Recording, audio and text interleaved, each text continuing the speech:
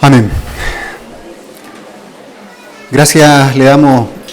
Me escucho bien, ¿cierto? Parece que más fuerte lo demás. Sí. Amén. Por otra mañana más reunido. Porque Él es bueno. Porque si no fuera por sus múltiples favores y misericordia, no sé si habría una silla ocupada. Pero podemos ver que el Señor es bueno. Y Él nos tiene acá. A mí, bueno, ¿se acuerdan que la semana pasada compartió nuestro hermano Abraham, ¿cierto? Amén. Amén. Claro, continuó con lo del hermano Rubén. Y creo que de alguna u otra manera pienso que el Señor nos quiere trazar un camino. De hecho, después de que terminó de compartir Abraham, se terminó la reunión y veía acercarse a mi hermano Héctor, quería arrancarme por alguna parte, pero el Señor no me lo permitió. Y lo digo porque creo que el Señor, insisto, nos quiere marcar ya, o nos quiere guiar, o nos quiere trazar una vía. Nos quiere mostrar la importancia de lo que es el Espíritu Santo, cosa que ya habíamos escuchado antes, pero el Señor por algo quiere hacer memoria de esto. Desde el punto de vista de que el Espíritu Santo, como se ha dicho, no es una energía, no es una fuerza, no es un sentir. El Espíritu Santo es una persona. Amén. Y es Dios mismo. Es una persona que es Dios mismo. Y mientras escuchaba a Abraham la semana pasada compartir, venía a mi corazón y decía algo que en algún momento también dije cuando compartí y decía: Señor, ¿quién soy yo, Señor? ¿Quién soy yo para recibir esta tremenda gracia? ¿Quién soy yo para que el Espíritu Santo venga a morar a mi corazón? Para que el Espíritu Santo venga a morar a mi espíritu. ¿Qué has visto en mí para que tu presencia, tu esencia venga a morar en este vaso de barro? Y es ahí cuando el Señor me llevaba al Salmo 8. Y el Señor movió mi corazón al Salmo 8 hasta el día de hasta hoy, que lo vamos a compartir. Pero antes de eso que creo que de alguna u otra manera el Señor venía preparando el camino de todas las cosas que el Señor nos ha venido hablando. Creo que el Señor nos ha invitado por medio de su palabra, donde hemos visto preciosas palabras de distintos hermanos, como Él nos ha estado hablando, como Él de alguna u otra manera nos ha estado mostrando de volvernos al centro.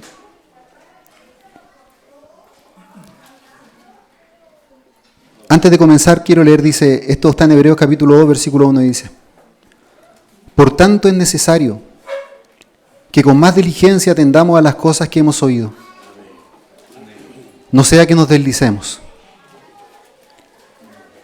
Hermano, que el Señor me socorra para lo que voy a decir.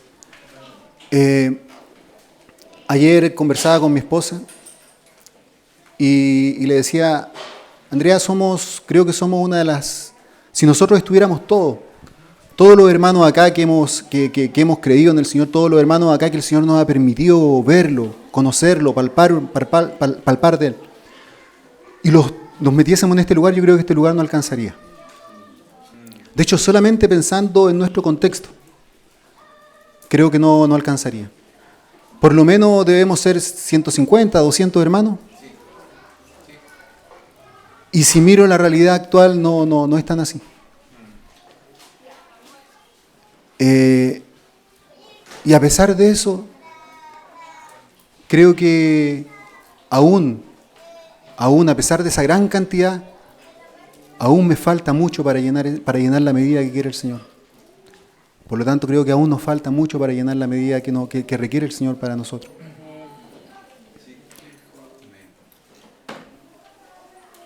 Y el Señor nos ha estado hablando. Por lo tanto, tomemos más atención de lo que el Señor nos ha estado diciendo. Vamos al Salmo 8. Dice, lo vamos a leer completo. Oh Jehová, Señor nuestro, cuán glorioso es tu nombre en toda la tierra. Has puesto tu gloria sobre los cielos. De la boca de los niños y de los que maman fundaste la fortaleza. A causa de tus enemigos, para hacer callar al enemigo y al vengativo. Cuando veo tus cielos, obra de tus dedos, la luna y las estrellas que tú formaste, digo, ¿qué es el hombre para que tengas de él memoria? ¿Y el hijo del hombre para que lo visites? Le has hecho poco menor que los ángeles, y lo coronaste de gloria y de honra. Le hiciste señorar sobre las obras de tus manos, todo lo pusiste debajo de sus pies, ovejas y bueyes, todo ello, y asimismo las bestias del campo, las aves de los cielos y los peces del mar, todo cuanto pasa por los senderos del mar.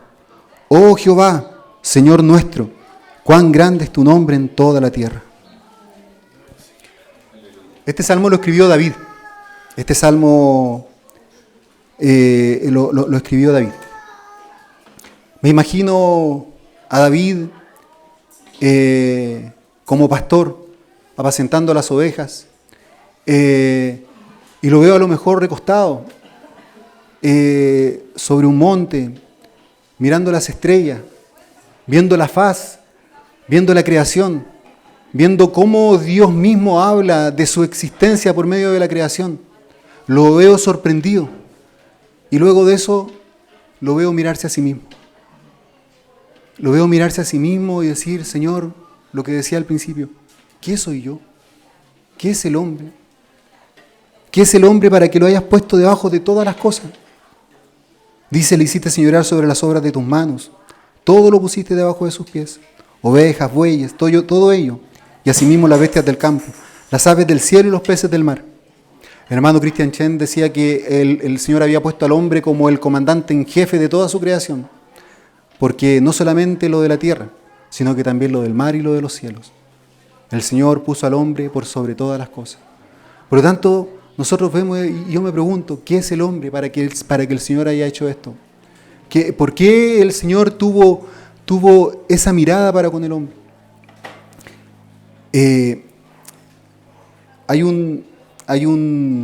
Esto pasó, esto les voy a contar, es real.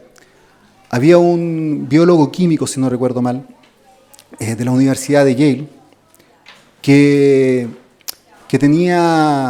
era biólogo químico, por lo tanto investigaba, hacía mucha investigación sobre el hombre como tal, y dice que la hija, por hacer una broma, o más que una broma, por demostrarle algo, dice que le regala un sobre, y en ese sobre, si no recuerdo mal, habrían 0,98 centavos.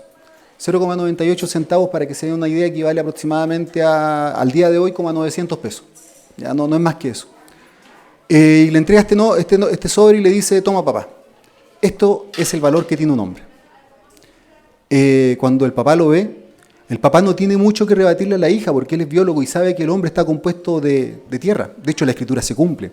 El hombre está compuesto del polvo de la tierra. ¿Ya? Pero este hombre no se quedó con eso. Dijo, no puede ser, más allá de que a lo mejor nuestro físico, lo que nosotros como estamos compuestos sea efectivamente eso, dijo, no puede ser esto. Así que empezó a investigar, investigó el ADN del hombre, porque en ese momento había mucha investigación, creo que lo que le estoy diciendo creo que pasó en el año 70 y algo. Había mucha investigación, y él llegó finalmente a determinar que el valor del hombre era $6 millones. Por lo tanto, cuando él determina que el valor del hombre era $6 millones, incluso esto lo publica en una revista que se llama... Mi inglés es muy malo, pero creo que se dice Reader Digest o Reader Digest. ¿Ya? Eso. Y publica publica todo su fundamento y explica por qué el hombre finalmente vale $6 millones. $6 millones, si lo transformamos al día de hoy, son 5.400 millones de pesos aproximadamente. ¿Ya? Por lo tanto, pasó de costar 900 pesos a 5.400 millones de pesos. Y el hermano Cristian decía lo siguiente, decía, efectivamente el hombre vale tanto menos de $1 como tanto 6 millones de dólares. Y el Señor en su misericordia, en su fidelidad nos permite hoy día ver por qué efectivamente el hombre vale esto y esto otro. Y nos vamos a dar cuenta que no nos estamos alejando de lo que finalmente nuestro hermano Rubén nos compartía, lo que Abraham nos compartía. Pero antes de eso quiero ver qué vale el hombre para la humanidad el día de hoy. Hay muchos que se han levantado, hoy día hablan de derechos humanos y otro tipo de cosas, de defensa, etc. Pero si nos damos cuenta, en general, no esas personas, pero en general, podemos ver que para el hombre en sí no vale nada. El hombre está dispuesto a matar sin ningún problema, está dispuesto a perder a una persona sin ningún problema. Hasta hace un par de meses atrás podíamos ver cómo se publicaban las cifras de COVID. No, hoy día se murieron 10 personas nomás. No, al otro día no, hoy se murieron 5, 4, 3, 1. No, afortunadamente se murió una sola persona. Podemos ver que ese era el valor que le daba el hombre al hombre. Se muere una persona y no pasa nada. Pero Dios sabemos que envió a su único hijo para salvar al hombre. Por lo tanto, ese es el valor que Dios le da al hombre. De tal manera de entregar a su hijo unigénito para salvar al hombre. Vamos, hermanos, a Génesis. Capítulo 1. Que el Señor nos permita con esto entender un poco más cuál es el valor que Dios le da al hombre.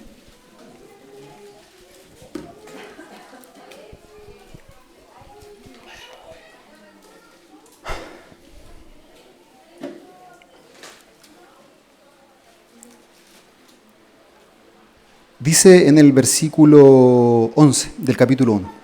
Después dijo Dios, produzca la tierra hierba verde, hierba que dé semilla, árbol de fruto, según su género, que su semilla esté en él sobre la tierra, y fue así.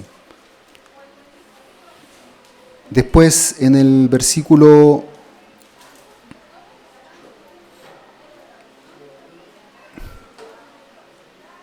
19 dice, y fue la tarde y la mañana, en el versículo 20 dice, dijo Dios, produzcan las aguas, seres vivientes y aves que vuelen sobre la tierra en la abierta expansión de los cielos, y creó Dios los grandes monstruos marinos y todo ser viviente que se mueve, que las aguas produjeron según su género, y toda ave alada según su especie, y vio Dios que era bueno.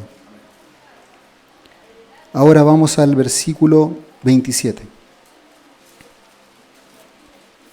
26 dice, entonces dijo Dios, hagamos al hombre a nuestra imagen, conforme a nuestra semejanza, y señoree en los peces del mar, en las aves de los cielos, en las bestias, en toda la tierra y en todo animal que se arrastra sobre la tierra.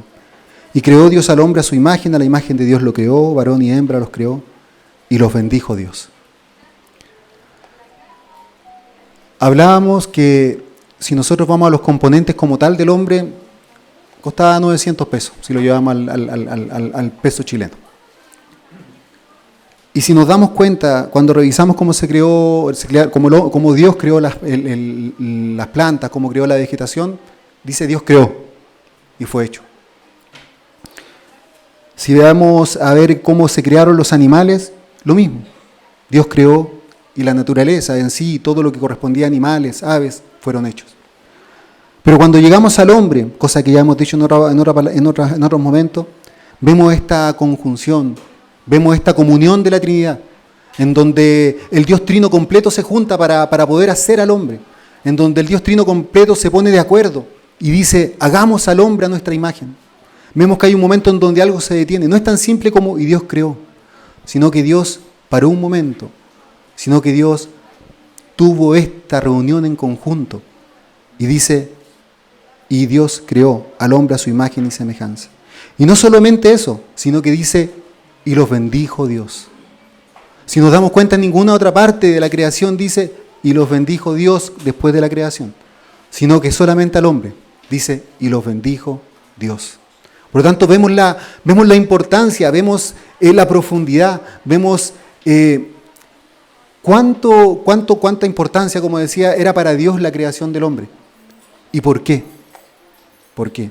Si nos damos cuenta acá, nosotros vemos que hay un Dios Trino actuando.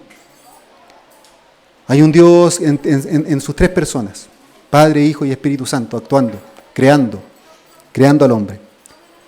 Y así como este Dios trino, Dios de alguna u otra manera también creó un ser trino.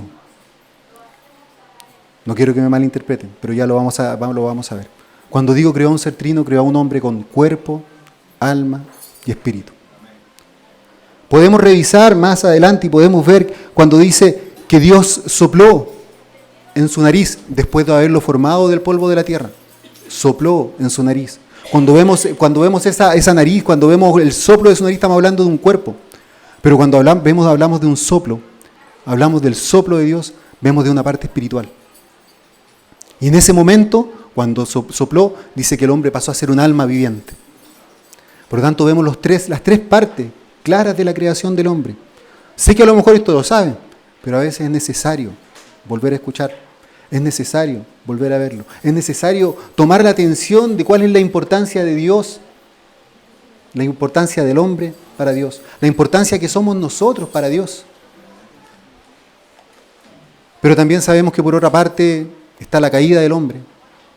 Y cuando está la caída del hombre, hay una parte del hombre que se trastoca. Hay algunos eruditos, estudiosos de la Escritura dicen que hay una parte del hombre que murió. Hay otros que dicen que se atrofia. Y cuando me refiero a esa parte del hombre, me refiero al espíritu. Al espíritu del hombre, espíritu con E minúscula. Y para poder entender un poco más esto, y acá me voy a agarrar profundamente de algo que compartió nuestro hermano Cristian Chen, vámonos al capítulo 4 del libro de Juan.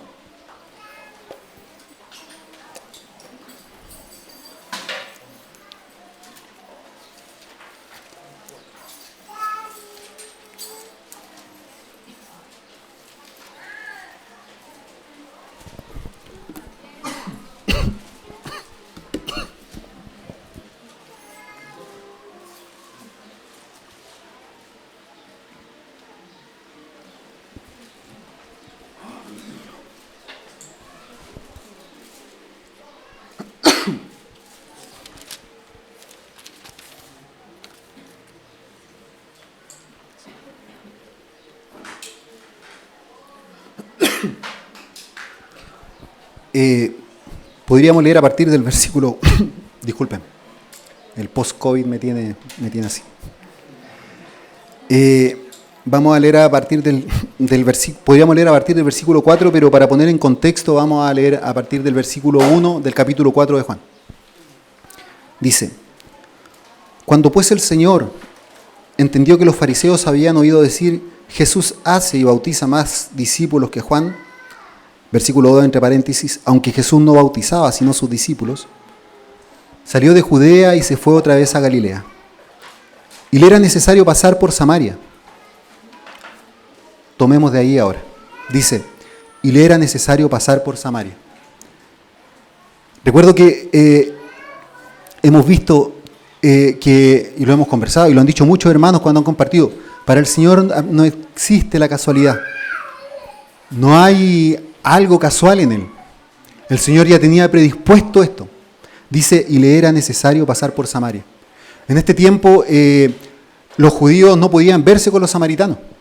Los samaritanos para los judíos eran inmundicia, eran mezcla, no eran judíos puros. Por lo tanto, no podían verse. De hecho era tal que muchos judíos, para pasar de un sector a otro, en vez de cruzar por Samaria, ellos preferían darse una vuelta terrible, que de hecho había un momento donde pasaban, si no recuerdo mal, creo que una X cantidad, bajo el río Jordán, de tal manera que eso lo hacía, era un calvario, porque el calor que generaba todo eso era terrible, pero aún así estos judíos preferían pasar en vez de pasar por Samaria. Pero el Señor Jesucristo necesitaba pasar por Samaria.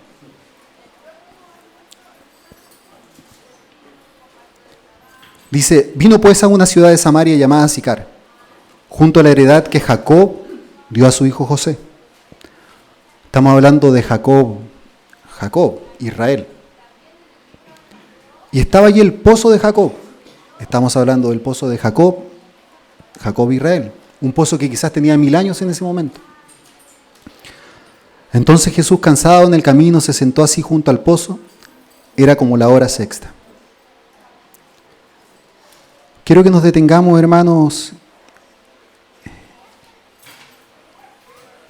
primero en esto. El Señor estaba dispuesto a hacer la voluntad del Padre por sobre todas las cosas. El Señor sabía que quizá al pasar por Samaria podía ser muy mal mirado, cosa que ya de alguna otra manera el Señor estaba siendo mal mirado. Pero Él necesitaba cumplir la voluntad del Padre. Había un pozo preparado hace 1000 años para lo que el Señor nos va a mostrar ahora. Y dice que el Señor se sentó. Y en ese momento, en el versículo 7 dice, vino una mujer de Samaria a sacar agua y Jesús le dijo, dame de beber. Acá hay otra cosa incongruente y terrible para un judío. Se le acercó una mujer. En ese tiempo la mujer era un personaje de segunda clase. No tenía derechos. De hecho era tal que a veces las mujeres en su propia casa tenían que andar cubierta con un turbán. Sabemos que el Señor le levantó la cabeza a las mujeres. No es como se dice actualmente, el Señor le levantó la cabeza a las mujeres. Y más allá de eso, el Señor le dice, porque no se podía hacer esto, que un hombre estuviera conversando con una mujer, también era mal mirado. Pero el Señor le dice a esta mujer, dame de beber. Pues sus discípulos habían ido a la ciudad a comprar de comer. La mujer samaritana le dijo, ¿cómo tú, siendo judío, me pides a mí de beber que soy mujer samaritana? Porque judíos y samaritanos no se tratan entre sí. Respondió Jesús y le dijo, si conocieras el don de Dios y quién es el que te dice, dame de beber, tú le pedirías y él te daría agua viva. La mujer le dijo, Señor, no tienes con qué sacarla y el pozo es hondo. Pongan atención en eso, hermano, porque lo vamos a ver. Dice, y el pozo es hondo. ¿De dónde pues tienes el agua viva? ¿Acaso eres tú mayor que nuestro padre Jacob, que nos dio este pozo, del cual bebieron él, sus hijos y sus ganados? Respondió Jesús y le dijo, cualquiera que bebiere de esta agua volverá a tener sed. Mas el que bebiere del agua que yo le daré no tendrá sed jamás, sino que el agua que yo le daré será en él una fuente de agua, que salte para vida eterna. La mujer le dijo, Señor, dame esa agua, para que no tenga yo sed, ni venga aquí a sacarla. Jesús le dijo, ve, llama a tu marido y ven acá. Respondió la mujer y dijo, no tengo marido. Jesús le dijo, bien has dicho, no tengo marido porque 5 maridos has tenido, y el que ahora tienes no es tu marido. Esto has dicho con verdad. Le dijo la mujer, Señor, me parece que tú eres profeta.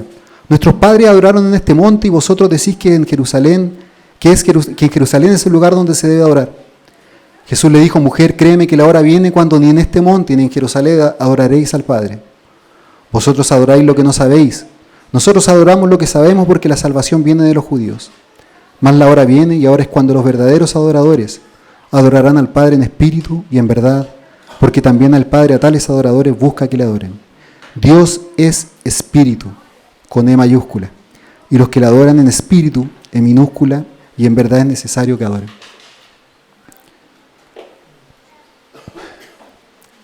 Acá se habla de un pozo, hermano. Y se habla de un pozo hondo. Y no se habla de un agua estancada. Porque es un pozo que tiene que ir pasando. Si se bebe no es un agua estancada. Y el Señor le pide a esta mujer agua para beber.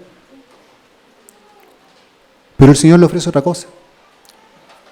Le dice, si tú bebieres del agua que yo te doy, tú no tendrías sed jamás. Este pozo, hermanos amados, a veces refleja nuestra situación. Este pozo somos muchas veces nosotros mismos antes de conocer al Señor. Hay un vacío tan grande en nosotros, tan profundo que no puede ser llenado con nada. Esta mujer dice que tuvo que tener 5 maridos y ninguno de esos la había saciado. Ninguno. Y el Señor le decía, mira, esta es tu sed. Esto es lo que a ti te pasa. Y esta mujer nos representa de alguna manera a toda la humanidad. A toda la humanidad. Recuerden, decíamos que la mujer era inmunda delante de los hombres. No somos mejores que ningún hombre. El Señor a lo despreciado trajo. No somos lo mejor del mundo. El Señor a lo despreciado trajo. No nos consideremos aquello porque no lo somos. El Señor a lo despreciado trajo. Cristo en nosotros es la esperanza de gloria, no nosotros. Por lo tanto, cuando el Señor le ofrece a esta mujer esta agua de beber, la mujer queda impactada. Dice, yo creo que quedó para atrás diciendo, ¿qué me vas a ofrecer tú? ¿Qué me puedes ofrecer? Yo quiero de esa agua, yo quiero beber de esa agua. Y fíjense que de un momento a otro se cambia el hecho y pasa a la adoración. Es como raro el contexto. Es como raro, estamos hablando de agua de beber y se cambia la adoración. Hermanos amados, nosotros conversábamos hace un rato atrás, decíamos que hay una parte nuestra de este hombre trinitario, que es el Espíritu. El Espíritu es por donde nosotros tenemos comunión con Dios. Cuando nosotros hemos venido a creer en el Señor Jesucristo, ese Espíritu se ha restaurado. Cuando nosotros hemos venido a creer en el Señor Jesucristo, la comunión con Dios se restaura. Y la parte, se podría decir la parte física, así como mis manos sirven para tomar las cosas, para palpar las cosas. La parte entre comillas física nuestra, física entre comillas porque es espiritual, nuestra, que nos sirve para poder tener comunión con Dios es el Espíritu. Y ese Espíritu en cada uno de nosotros ha sido restaurado. Por lo tanto, nosotros estamos habilitados para tener comunión con Dios. Por lo tanto, ese pozo que nosotros teníamos que era profundo, en este momento puede ser llenado. Y ese pozo que puede ser profundo necesita ser llenado, pero necesita ser llenado con su Espíritu. La única forma de llenar un pozo profundo, un abismo gigante, es con otro abismo gigante. Eso lo dijo el hermano Ní, lo explicaba de esa manera. ¿Y cuál es ese abismo gigante que es una fuente inagotable de agua viva? Es el Espíritu del Dios viviente. Pero hermanos amados, el Señor hoy nos demanda algo. El Señor hace un par de semanas nos demandaba algo y hoy nos vuelve a demandar lo mismo. El Señor dice, si tú me pidieras de beber, hay una parte nuestra que nosotros también tenemos que hacer. Nosotros somos los encargados de ir y beber. El Señor siempre está disponible para nosotros. El Señor nos quiere llenar con su Espíritu Santo. El Señor nos quiere tener llenos. Abraham y el hermano Rubén también, porque después de ver el compartido del hermano Rubén me di cuenta que el hermano Rubén también había hecho el mismo ejemplo. Preguntaba si este vaso estaba lleno o no. ¿Se recuerdan? Y voy a volver a decir porque también lo toqué el día viernes. La hermana Quinita fue la única que acertó cuando dijo está lleno. Pero está lleno de agua y de aire. ¿Cierto? Y si nosotros nos referimos a lo que dijimos, que son aguas inagotables, si este vaso se llena hasta el tope, se podría decir que está lleno de agua, que reflejemos que es el Espíritu. Pero por otra parte, si este vaso se llena y se llena y se llena y se llena y se llena, empieza a rebosar. Amén. Empieza a botar agua hacia alrededor. Empieza a salpicar al resto. Aleluya. En los Salmos dice, hermano, que dice, y mi espíritu está rebosando. Hermanos, no solamente el Señor quiere que seamos llenos, pero también quiere vernos rebosar. Porque ese rebosar se contagia al resto. Y no se contagia solamente a nuestra familia, se contagia a los que están con nosotros en el trabajo, se contagia a los que están con los jóvenes en el colegio, se contagia a los hermanos que están en la universidad, se contagia con todo. Hermano, la plenitud de Cristo, no la plenitud, la persona de Cristo se nota en nosotros. Nosotros estamos llamados a ser llenos del Espíritu Santo para mostrar a la persona de nuestro Señor Jesucristo. Me miro a mí mismo y vuelvo a decir esto. ¿Quién soy yo? ¿Quién soy yo que quizás tantas veces le he fallado al Señor? ¿Quién soy yo que quizás no ha sido el mejor testimonio? ¿Quién soy yo? Pero el Señor en su misericordia una vez más nos habla. El Señor en su misericordia una vez más nos quiere remover. El Señor en su misericordia una vez más nos quiere decir, sean llenos del Espíritu Santo. Y cuando hablamos de ser llenos del Espíritu Santo, sean llenos de la persona del Espíritu Santo. No sean llenos de la fuerza, no sean llenos de eso como energía, sean llenos de la persona del Espíritu Santo. Que la persona del Espíritu Santo nos sea guiando, que la persona del Espíritu Santo nos sea consolando en los momentos complicados de nuestra vida.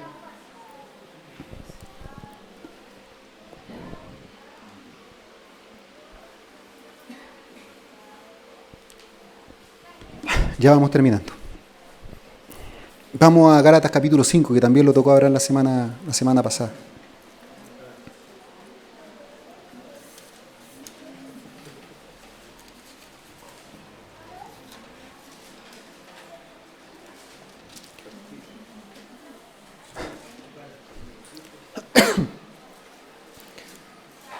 Versículo 19, capítulo 5 dice: y manifiestas son las obras de la carne, que son. Y manifiestas son las obras de la carne, que son. 2 puntos. Fíjense que eso es importantísimo darnos cuenta que ahí dice 2 puntos. Adulterio, fornicación, inmundicia, lascivia, idolatría, hechicerías, enemistades, pleitos, celos, iras, contiendas, disensiones, herejías, envidias, homicidios, borracherías, orgías y cosas semejantes a estas, acerca de las cuales os amonesto, como ya lo he hecho antes, que los que practican tales cosas no heredarán el reino de Dios. Más, veamos esta parte. El versículo 22 dice: más el fruto del Espíritu es. Fíjense que no hay un 2 puntos. No hay un 2 puntos.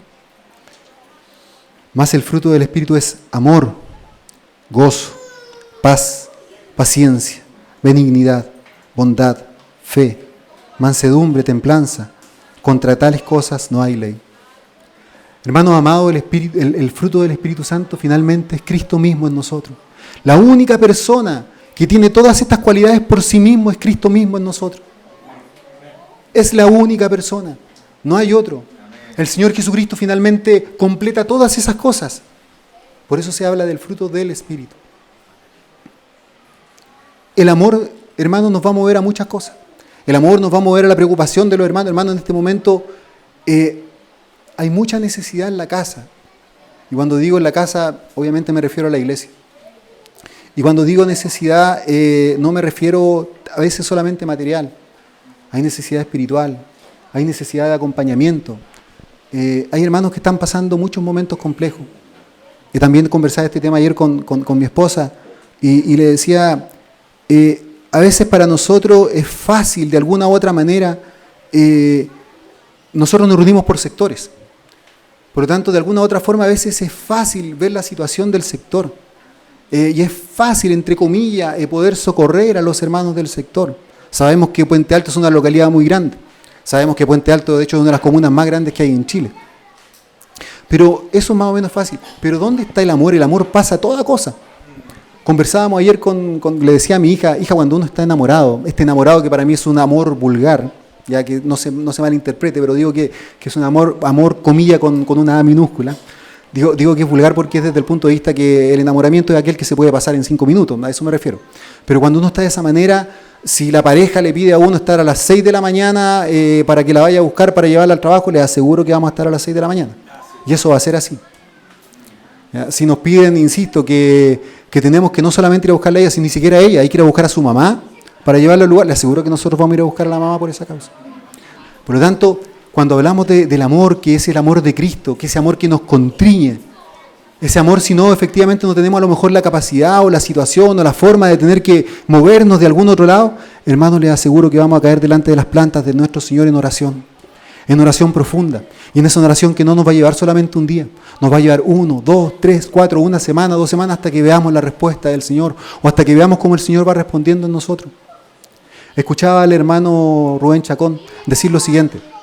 Decía, después de que yo compartí esta palabra en Temuco, no sé si desde ese día, pero decía, de ahí en adelante los hermanos se empezaron a juntar a las 7 de la mañana a orar. No era Zoom, era presencial. Los hermanos de Recoleta creo que hicieron lo mismo. Los hermanos de acá hicieron lo mismo.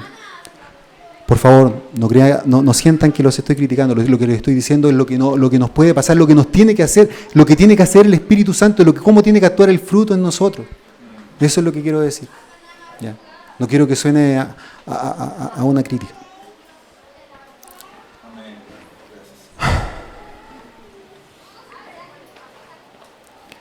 Para terminar, hermanos, vamos a Primera de Corintios 2.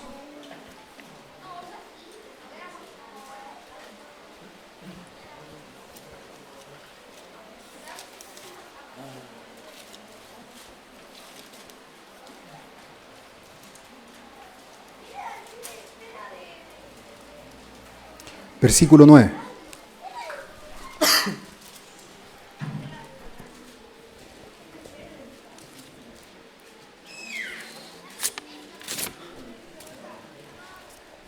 Dice,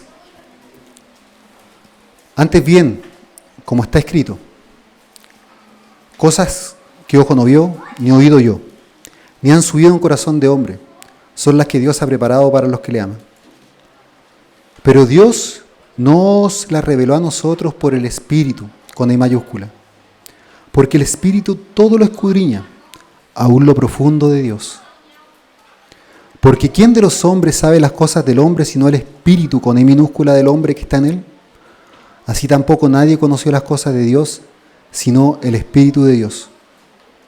Y nosotros no hemos recibido el Espíritu del mundo, sino el Espíritu que proviene con E mayúscula de Dios, para que sepamos lo que Dios nos ha concedido. El mismo Espíritu que está en Dios mismo es el mismo Espíritu que ha venido a habitar en nosotros. Pero así como leíamos, es necesario, y es una demanda nuestra, buscarlo, buscar esta llenura, ser llenos de Él. No es algo que llegará por casualidad. Hay una búsqueda. Hay un vaciarnos de cosas para ser llenos de su Espíritu.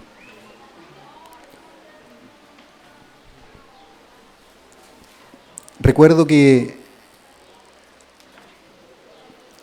hay una parábola, no hay una parábola, ¿verdad?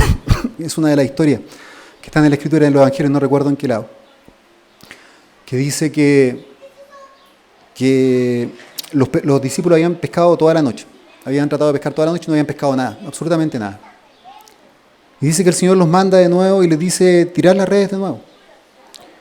Y de hecho Pedro viene y le dice, pero Señor, si intentamos toda la noche, no hay nada, acá no hay nada. ¿Qué voy a tirar? Y el Señor le dice, vayan y tiren las redes de nuevo. Y Pedro dice, bueno, ya, estoy parafraseando. Y Pedro le dice, bueno, ya, voy a tirar las redes. En tu nombre las voy a tirar. Dice que tiran las redes y al momento de tirar las redes, dice que las redes son llenas, de tal forma que se empezaron a hundir las barcas. ¿A qué voy con lo que estoy diciendo? Las redes las tiró Pedro, no las tiró el Señor. El Señor dio el mandato y las redes las tiró Pedro y las redes fueron llenas. El Señor hoy nuevamente nos demanda, hermano, a ser llenos de su Espíritu, a andar en el Espíritu, a buscar de Él, a ser llenos por Él. Y le aseguro que así como leímos en 1 Corintios, lo que el Señor quiere que hagamos, lo vamos a hacer porque vamos a ser guiados por su Espíritu Santo. Amén. Amén, hermano. Me dijeron que fuera breve y creo que fui breve. Como dijo el hermano Rubén la semana pasada, termina.